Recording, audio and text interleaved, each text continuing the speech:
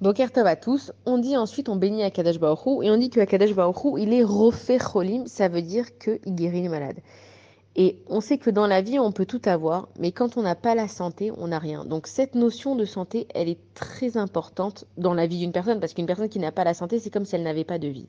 Il faut comprendre que Akadosh Baruch Hu, quand il envoie une maladie à quelqu'un, il a d'abord créé la guérison.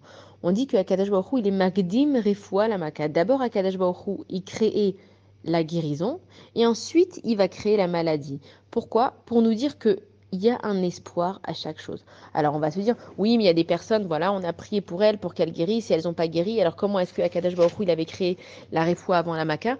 C'est pas dans nos calculs de comprendre pour qui elle est la réfoua. Ça veut dire que si une personne, ok, Dieu nous en préserve, elle a un décret sur elle qu'elle doit partir, autour d'elle, il va y avoir beaucoup de personnes qui vont se renforcer, qui vont prier. Et en fait, nous, on croit qu'on prie pour que cette personne, elle guérisse, mais cette personne, elle avait déjà fini ce qu'elle devait faire. Et Akadosh Baruch Hu, il a utilisé cette personne-là pour que les personnes autour elles se guérissent. Et donc, quand on dit Rofé Cholim, c'est que pas seulement, oui, effectivement, Akadosh Baruch Hu, il peut guérir des malades, et combien Baruch Hashem, combien on a entendu d'histoires où des gens ils étaient en phase terminale et ils ont vécu. Moi d'ailleurs, une histoire personnelle, mon grand-père, il lui avait annoncé il y a des années, il lui avait dit, vous reste 3 mois à vivre. Et bah, au Hachem, il avait vécu encore 20 ans.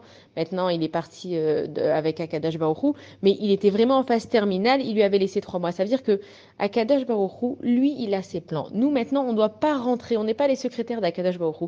Nous, on ne doit pas rentrer dans les plans. Mais quand on nous dit que Akadash Baruch Hu, il est refait cholim, ça veut dire que soit il va guérir le malade lui-même, soit il va envoyer une maladie à quelqu'un et que les personnes autour de cette personne-là vont se guérir d'autre chose. Bonne journée à tous.